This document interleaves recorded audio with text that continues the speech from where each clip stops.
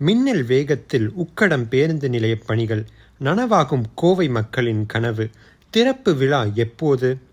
கோவை மக்கள் நீண்ட நாட்களாக எதிர்பார்க்கப்பட்ட உக்கடம் பேருந்து முனைய திட்டத்தை நிறைவு செய்ய கோயம்புத்தூர் மாநகராட்சி பணிகளை முடக்கி விட்டுள்ளது. இந்த பணிகளை பிப்ரவரி அல்லது மார்ச் மாதத்திற்குள் பொதுமக்களின் பயன்பாட்டிற்கு வரும் என்று அதிகாரிகள் நம்பிக்கையுடன் தெரிவித்துள்ளனர்.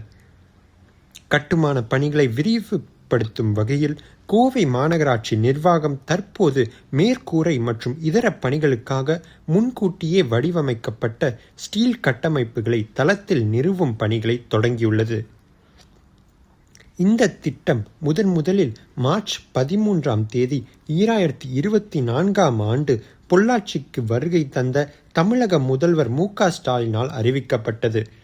இந்த திட்டத்தின் மதிப்பீடு முதலில் 20 கோடி ரூபாயாக மதிப்பிடப்பட்ட இத்திட்டத்தின் செலவு விரிவான திட்ட அறிக்கை தயாரிப்புக்கு பிறகு 22 கோடியாக மாற்றப்பட்டது.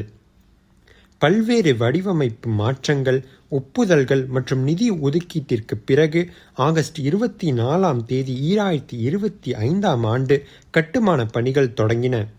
உக்கடம் ஆத்துப்பாலம் மேம்பாலம் கட்டுமானத்திற்காக பழைய பேருந்து நிலையத்தின் பெரும் பகுதி இடிக்கப்பட்டதால் நவீன வசதிகளுடன் கூடிய விரிவான அமைப்புகளுடன் 2 தனித்தனி முனையங்கள் அமைக்கப்படுகின்றன. முனையம் 1 உக்கடம் காவல் நிலையத்திற்கு எதிரே முன்னாள் மீன் சந்தை பகுதியில் அமைய உள்ளது. இங்கிருந்து வடக்கு நோக்கி செல்லும் பேருந்துகள் இயக்கப்படும். முனையம் 2 தற்போதைய பேருந்து நிலையம் அமைந்துள்ள காவல் நிலையத்திற்கு அருகிலேயே அமைய உள்ளது. இங்கிருந்து தெற்கு நோக்கி செல்லும் பேருந்துகள் இயக்கப்படும்.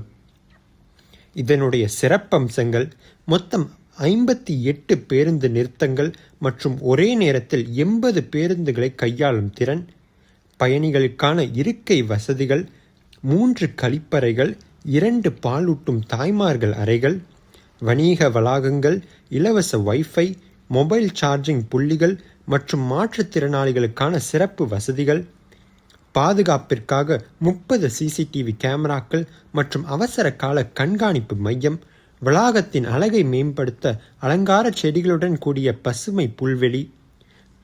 தற்போது இங்கிருந்து பொள்ளாச்சி, உடுமலைப்பேட்டை, பழனி மற்றும் கேரளாவின் சில பகுதிகளுக்கும் நகரின் பல்வேறு பகுதிகளுக்கும் சராசரியாக நாளொன்றுக்கு 80 பேருந்துகள் இயக்கப்படுகின்றன.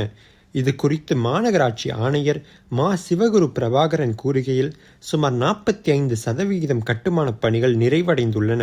வேறு இடத்தில் முன்கூட்டியே தயார் செய்யப்பட்ட எஃகு கட்டமைப்புகளை பயன்படுத்துவதன் மூலம் பணிகளை விரைவுபடுத்தியுள்ளோம். பணிகள் முழுவீச்சில் நடைபெற்று வருவது